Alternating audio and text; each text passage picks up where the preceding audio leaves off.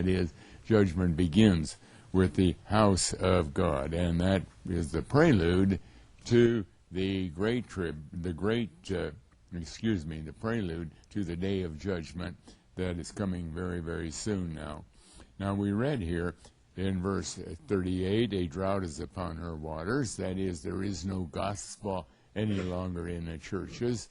What they are teaching there is from their confessions, and what they have decided is the Word of God, the kind of a salvation plan that they think is what God is teaching, and it's all wrong, completely wrong, and it gets worse and worse day by day as we approach the end. A drought is upon her waters, and they shall be dried up, for it is the land of graven images, and they are mad upon their idols. And we saw that word, they are mad, that they are boasting, they are glorying in what they believe is to be true, to what they believe is truth. And what is their truth? It's what our church teaches. What our church teaches, I don't care what it is, that is true. We have had wonderful theologians, and we have gone over this in the last 400 years or 100 years or 1,500 years, if it's the Roman Catholic Church. No, maybe they try to go all the way back to Peter. They want to take the whole 2,000 years. But nevertheless, what they are teaching can be shown now that God has opened our spiritual eyes, not because we're brighter or smarter than they are, but because we happen to be living in a day when God is opening our eyes to so much truth. This is that time when all that had been hidden away at the time that Daniel was writing, and he was told to put it in a book that would be the Bible, and then seal it up for the time of the end. And we happen to be at the time of the end, and God has laid it upon our hearts to search and search and look at the Bible. He's laid it on our hearts, the fact that every word comes from the mouth of God, and so on. And so we have been learning many, many things, and we have learned what a disaster the churches have really become.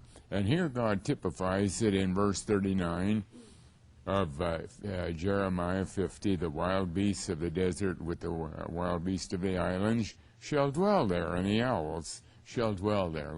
Some time back we made a careful study of Isaiah 34, where it talks about the same idea and only develops it more. And we have learned that is, remember, Christ is speaking in parables. He is God who has written the Bible, and this idea of a land where there's only wild animals and wild birds is a land where there are no people, and it's a picture or a figure of a world that has no people. Now, God did not create the world for animals. He created the world for mankind to dwell here.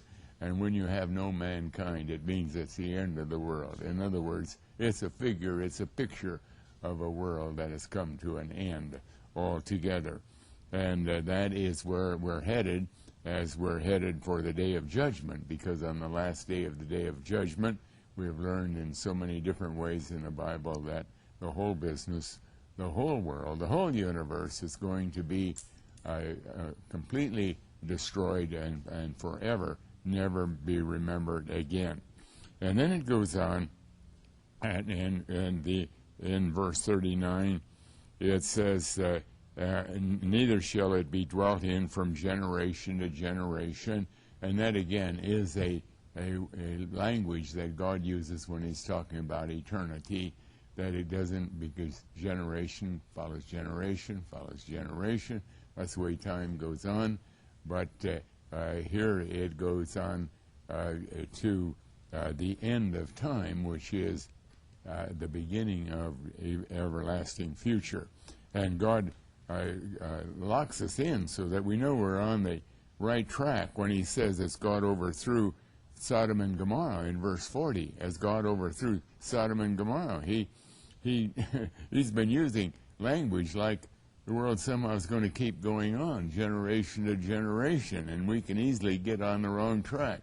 And then he gets it straightened out again by saying, as God overthrew Sodom and Gomorrah and the neighboring cities thereof. And that, remember, let's read it again in Jude verse 7. In Jude verse 7, it's saying, like Sodom and Gomorrah, and we have the same language in Jude 7, where God says,